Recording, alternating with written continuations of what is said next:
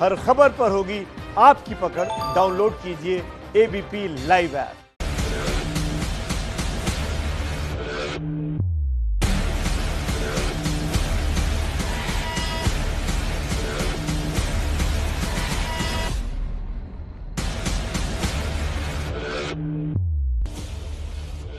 नमस्कार, आप सभी का बहुत बहुत स्वागत है हुंकार कार्यक्रम में। आपके साथ हूं मैं रूबिका लियाकत। शाम के 5 बज रहे हैं, लेकिन मुझे इंतजार कल 11 बजे का है। जी हां, कल 11 बजे का इंतजार है। आप सोच रहे होंगे कि कल 11 बजे आखिर क्या होने वाला है, तो मैं बता दूं आपको, कल 11 बजे पीएम मोदी बिहार के सासाराम में कोरोना काल में अपनी पहली चुनावी रैली करने वाले हैं। अपनी इस पहली ही रैली में मोदी बिहार और एनडीए के अंदर के कंफ्यूजन पर पूरी तरह से फुल स्टॉप लगा देंगे, ऐसा मेरा मानना है। मोदी आज बंगाल में थे और वहां से उन्होंने जनता से सीधा संवाद साधने का मूड सेट किया, लेकिन जब वो मैदान पर एक्शन में आएंगे तो क्या विरोधियों की हर बॉल को बाउंड्री से पार भेजेंगे या फिर उनकी बैटिंग जो है वो डिफेंसिव रहने वाली है? इसके लिए कल सासाराम की रैली सब कुछ बता देगी, उसी का इंतजार रहेगा। बिहार में मोदी की कल सिर्फ एक रैली नहीं है, बल्कि कुल 3 रैलियां हैं। सासाराम के बाद मोदी गया और भागलपुर भी जाएंगे, जनता को वहां भी संबोधित करेंगे। मोदी को टक्कर देने के लिए राहुल गांधी भी कल मैदान में उतर रहे हैं और साथ में उनके होंगे तेजस्वी यादव। तो सियासत के मैच में किसका परफॉर्मेंस रहेगा बेहतर, इसी पर होगी आज की डिबेट। भरते हैं हुंकार।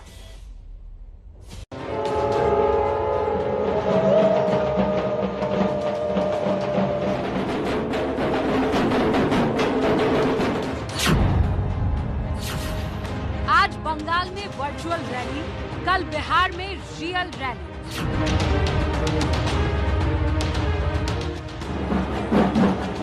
पश्चिम बंगाल के मेरे भाई और बहनों, आज भक्ति की शक्ति ऐसी है कि ऐसा लग रहा है जैसे मैं दिल्ली में नहीं, लेकिन आज मैं बंगाल में आपके बीच उपस्थित हूं। आज बंगाल में दुर्गा पूजा, कल बिहार में प्रजा पूजा।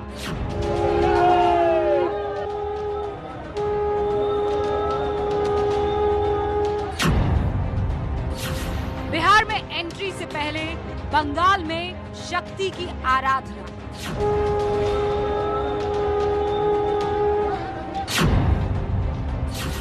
मोदी की एंट्री से पहले बीजेपी का वैक्सीन कार्ड।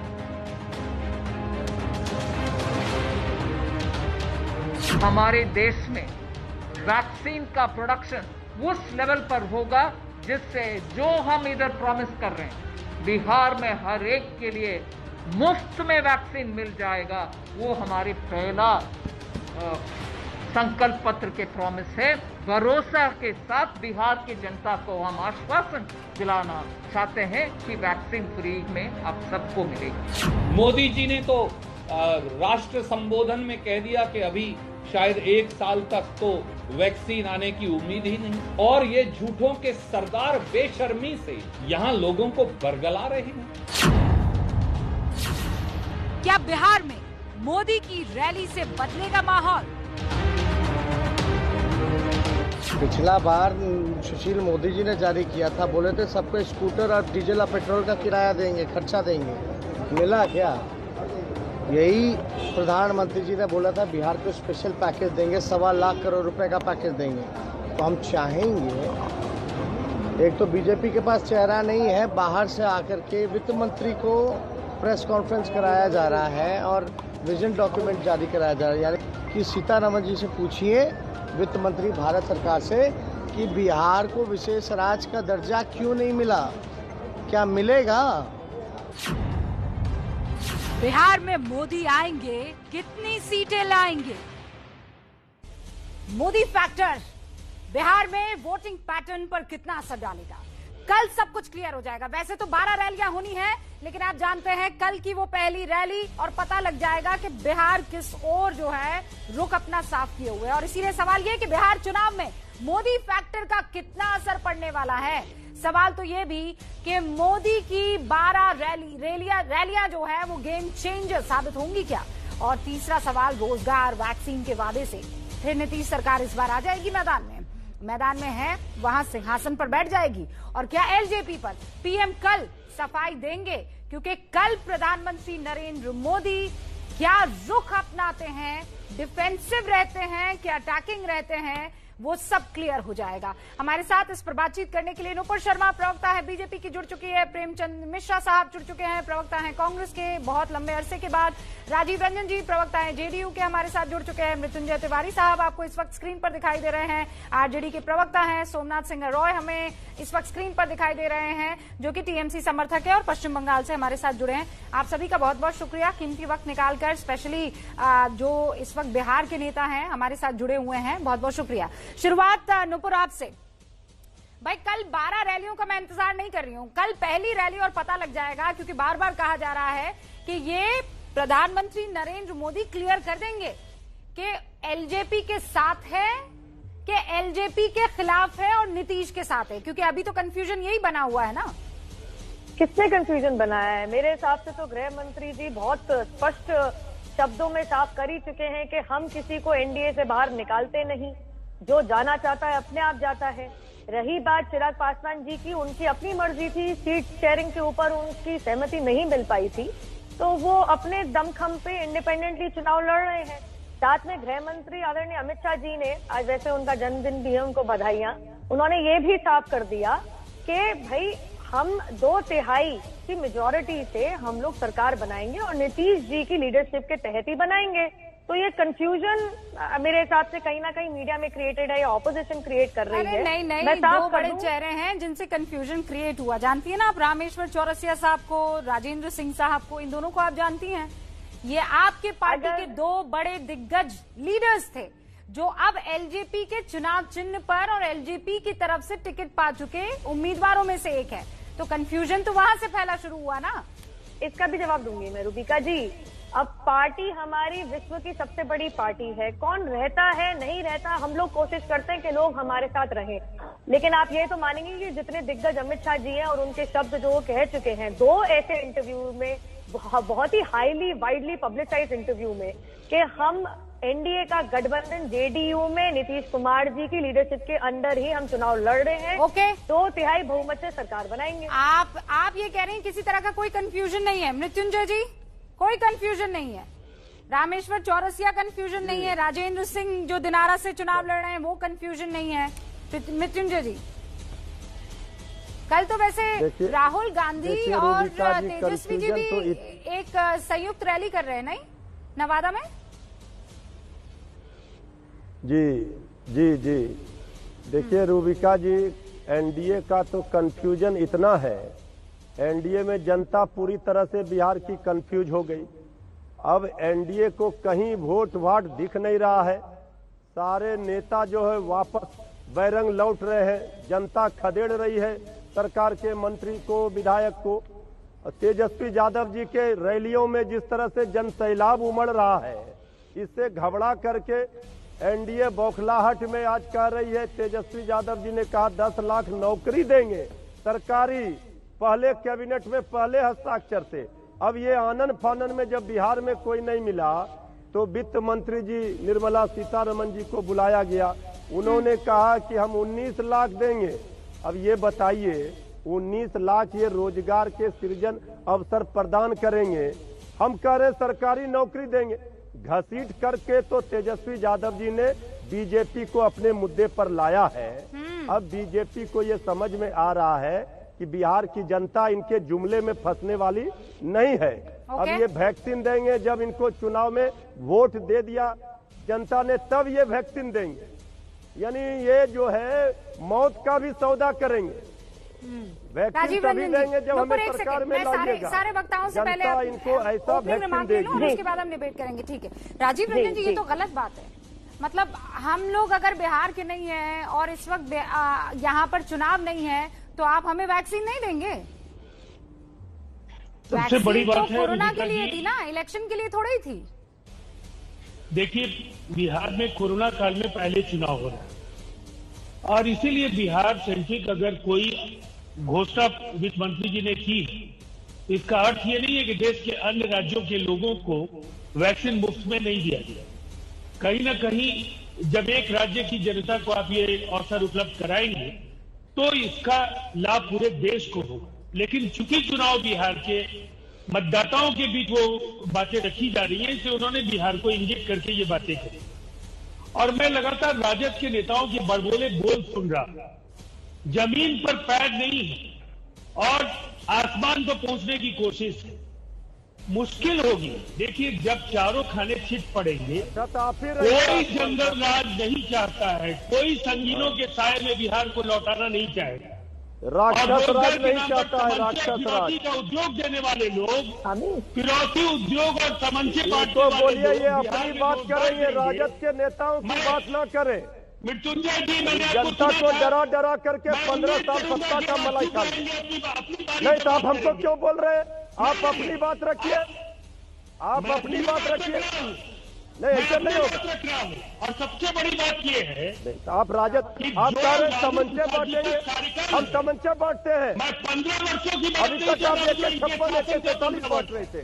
मृत्युंजय से बात नहीं हो सकती है। फिर आगे के सेगमेंट में आपको अपना बताइए 15 बरस क्या है। लालू प्रसाद जी के कार्यक्रम में है नहीं है, बस गैंगमैन के नियुक्तियों को लेकर लोगों ने हलफनामा जारी करके दायर करके पहले तेजस्वी यादव जी से लड़ लीजिए, लालू प्रसाद जी तो बहुत दूर है। अरे मृत्युंजय जी रुकिए ना, मृत्युंजय जी अपनी अपनी बात कह दें, अपनी अपनी बात कह दें। राजीव रंजन जी को बात पूरी करने दीजिए। राजीव जी सुनिए, लेकिन 10 लाख नौकरियां, आप लोग तो हंसी उड़ा रहे थे ना कि 10 लाख नौकरियां, उसके लिए खर्चा कहां से आएगा। आप तो 19 लाख का नंबर ले आए। मेरी बात सुन लीजिए, ये बहुत ही संतुलित जो घोषणाएं हुई हैं दोनों ही पक्षों की ओर से। हमने कहा हम कृषि के क्षेत्र में आमूलचूल परिवर्तन करेंगे, कृषि आधारित उद्योगों की स्थापना होगी, एग्रीकल्चर के लिए डेडिकेटेड फीडर हम लोगों ने दिया है, बिजली हम लोग 65 पैसे प्रति यूनिट देंगे किसानों को, अनेकों रोजगार आएंगे। ये केवल कामगारों के रोजगार नहीं होंगे, ये आईटी से लेकर, ठीक है जो एचआर से लेकर, राजीव जी पता नहीं क्यों मैनिफेस्टो जैसे ही संकल्प पत्र का जिक्र होता है, जैसे ही मैनिफेस्टो का जिक्र होता है, मेरा दिल करता है कि पन्ना एकदम पलटू भी ना, क्योंकि उसमें से एक को चीज ऐसी नहीं है जो फुलफिल की जाती है। वो संकल्प पत्र ही रह जाता है। इस पर तो कोई भी यकीन नहीं करेगा, ना मेरा व्यूअर ना मैं। प्रेमचंद मिश्रा जी, ओके, प्रेमचंद मिश्रा, सोमनाथ सिंह रॉय, और उसके बाद हम डिबेट करेंगे। एक सेकेंड, प्रेमचंद मिश्रा जी, राहुल गांधी अब आएंगे रैली करने सर जी?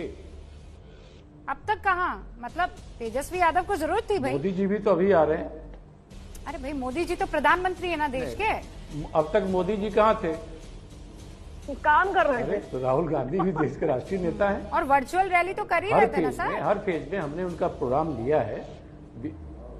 हाँ, वर्चुअल रैली किया, और उनके अलग भी हम लोगों ने सभी विधानसभा क्षेत्रों में वर्चुअल रैली की। हमारे राष्ट्रीय महामंत्री गोहिल जी और सुरजेवाला जी ने रैली की है। वो कार्यक्रम हमारा ऑलरेडी चल रहा है। तो राहुल जी का कल से कार्यक्रम है, कल 2 जनसभा को संबोधित करेंगे, फिर एक और फेज में आएंगे, फिर सेकंड थर्ड फेज में भी आएंगे। हम लोगों ने उनकी 10 आम सभा रखी है, और हमने प्रियंका जी का भी समय मांगा है, और मुझे लगता है कि प्रियंका जी भी 1-2 सभा बिहार में करेंगी। इसलिए ये नहीं कि राहुल जी अब तक कहाँ, तो इसलिए इस प्रश्न का जवाब है अब तक नरेंद्र मोदी जी कहाँ, क्योंकि बिहार भाजपा में कोई नेता तो है नहीं, जो है भी वो सब कोरोना पॉजिटिव कल हो गए हैं। तो हमारी शुभकामना है कि जल्द से जल्द वो स्वस्थ हो जाएं। लेकिन पॉइंट ये है कि जिस पर आप डिस्कशन कर रहे हैं कि जो वैक्सीन बनी ही नहीं, जिसके लिए खुद प्रधानमंत्री जी ने कहा कि अभी 1 साल लगने हैं, और आप उसको मुफ्त बांटने की बात कर रहे हैं, तो झूठ बोलने और जुमलेबाजी करने की ये सबसे निम्न स्तर है कि कोरोना जैसे महामारी में भी आप लोगों को अंधेरे में और झांसे में रखना चाहते हैं। ये इससे बड़ी गलत बात नहीं हो सकती कि ऐसे महामारी में जहां लाखों लोग की मौत हो गई है, बिहार में 1000 से ऊपर लोगों की मौत हो गई है, आप उन्हें झांसे दे रहे क्या मुफ्त कोरोना बांटेंगे? ये तो यही बात हो गई कि जिस बच्चे का जन्म नहीं हुआ आप उसका जन्मदिन मनाने चले हैं।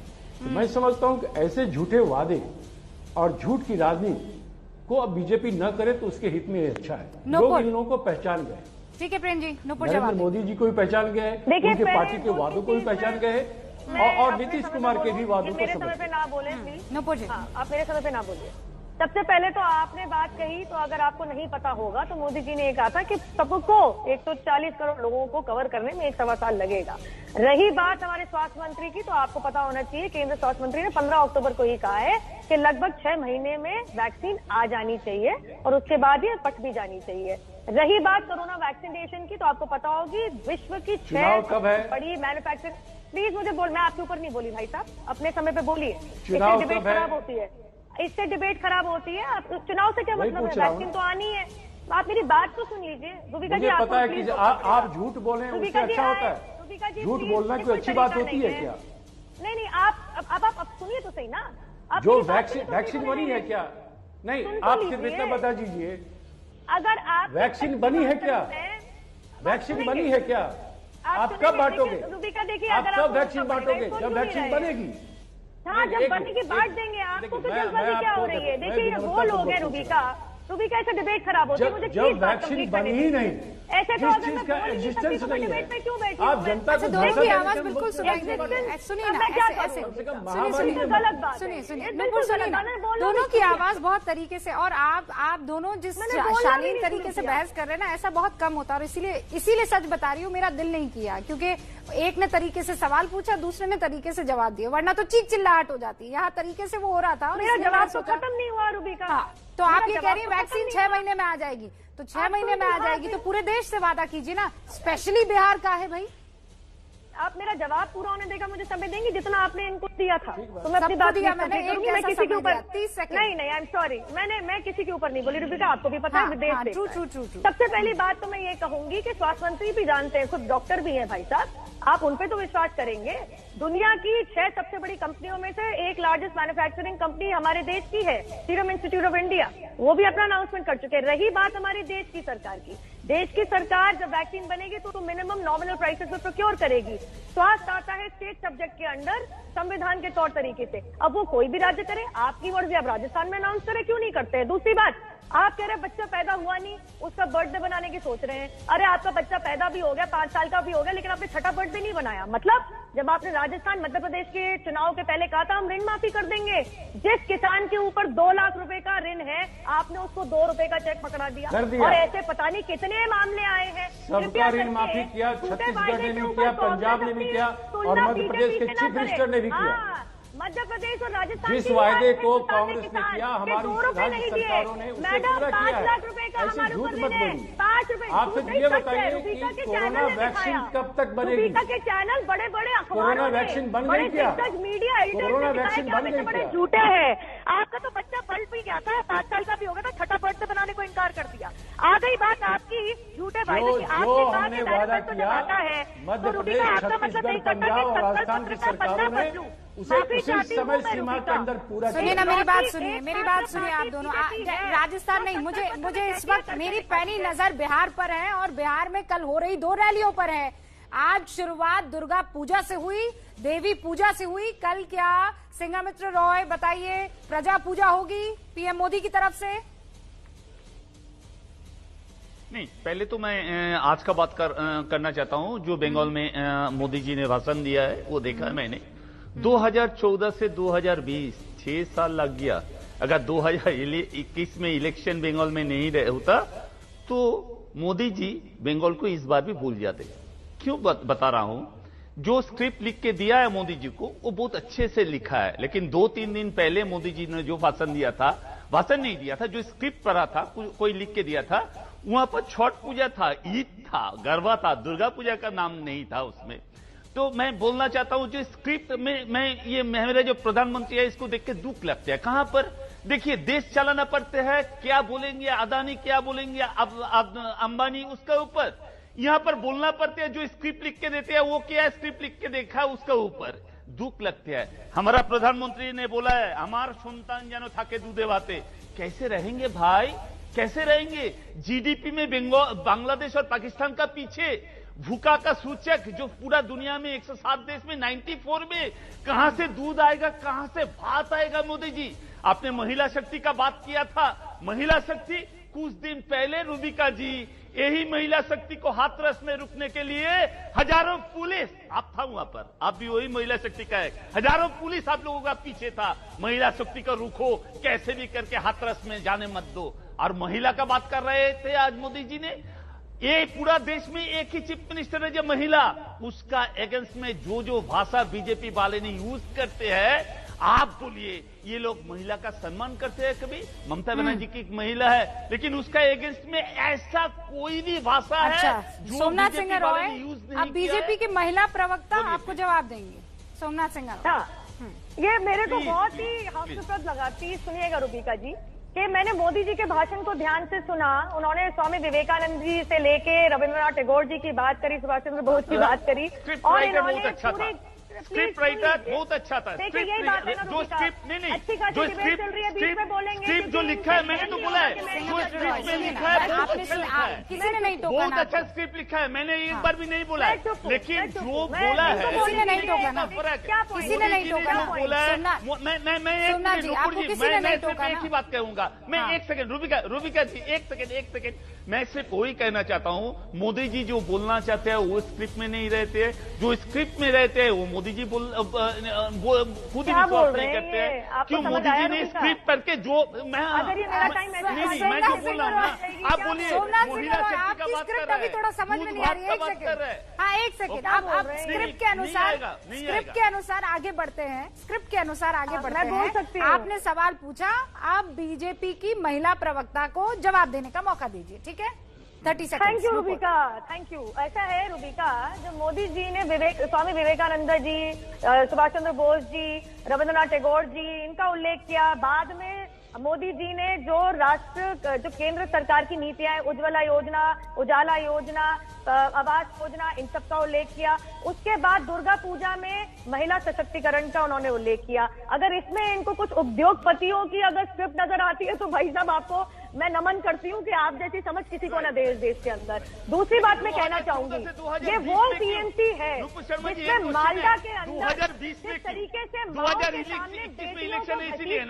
क्वेश्चन रोकते हैं, उसका जवाब लेंगे, क्वेश्चन भी और जवाब भी ब्रेक के बाद छोटा सा ब्रेक है, लौटेंगे जल्दी।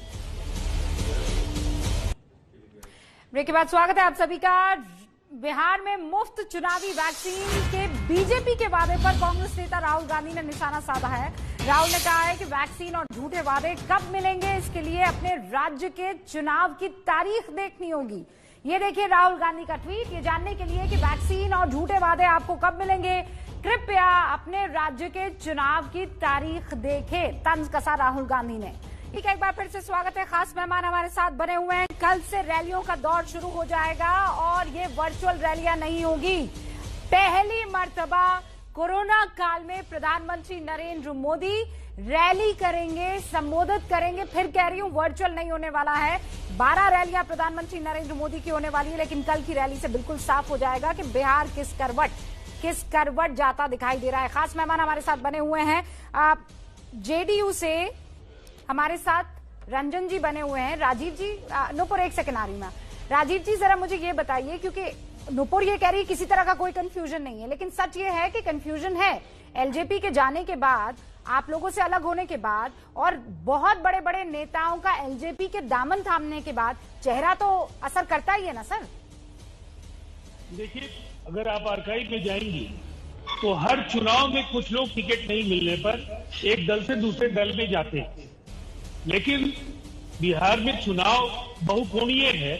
नीतीश कुमार जी एक गठबंधन की अगुवाई कर रहे हैं। उस गठबंधन को दुनिया के एक ऐसे नेता का वरदहस्त प्राप्त है जिन्हें एक परफॉर्मर के तौर पर नरेंद्र मोदी जी को दुनिया देखती है, ग्लोबल लीडर है।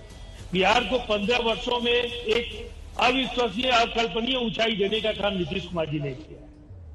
तो बिहार में अलायंस के तौर पर एनडीए और कई अलायंसेज हैं, उनके बीच मीलों की दूरी है।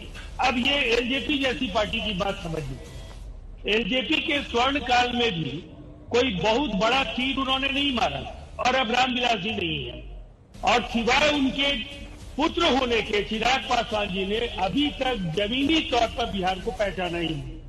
मुद्दों की समझ नहीं है, परख नहीं है, और ये जनादेश कहीं न कहीं वंशवाद, कुनबा परस्ती को लेकर एक बड़ा संदेश नुपुर मुझे बताइए एलजेपी पर आपके क्या थॉट्स हैं?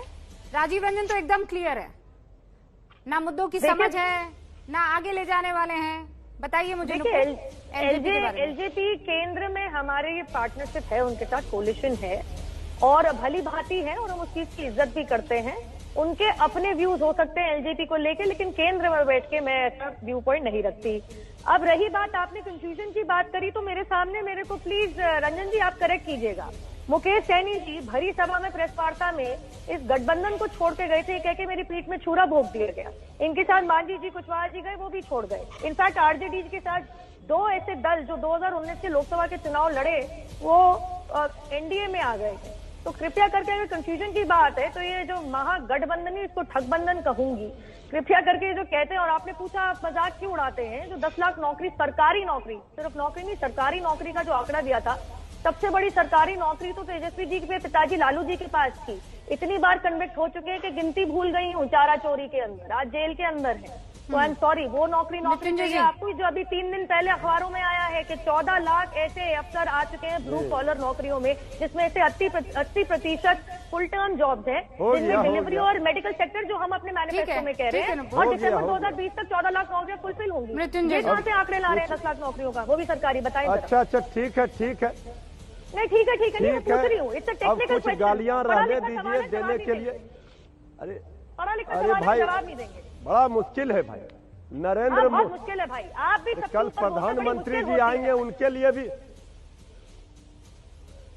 अरे कुछ प्रधानमंत्री जी के लिए रहने दीजिए, वो आएंगे तो कल गाली गलौज करेंगे लालू प्रसाद जी के परिवार पर, सब आप ही बोल दीजिएगा तो वो क्या बोलेंगे? अपनी बात तो बता नहीं पा रहे हैं, ये सवाल पूछ रहे हैं। गाली गलौज लड़कियों को क्या राजनीति आप लालू प्रसाद जी को 2016 के अंदर किस तरीके से हम कह रहे हैं रोजगार की बात कर रहे हैं, आप कह रहे हैं लालू जी रोजगार देंगे।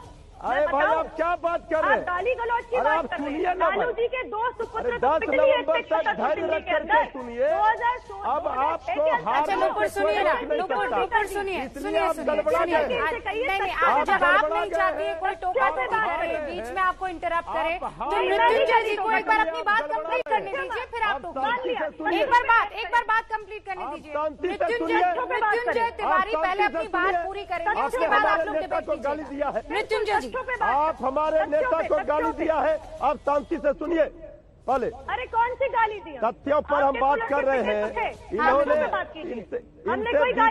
इनसे बीजेपी, अरे भाई सुनिए ना, पहले बात सुनिए। आप सुन लीजिए ना नुपुर, ठीक है, आपने गाली नहीं दी, उन्होंने सुन लिया। मृत्युंजय जी अपनी बात रखिए। पहले उनको शांत कराइए, काम धाम कुछ किया नहीं, चिल्ला रहे खाई लालू प्रसाद जी भाई दिखा करके 15 सालों तक सत्ता का सुख पा लिया, अब जनता के लिए।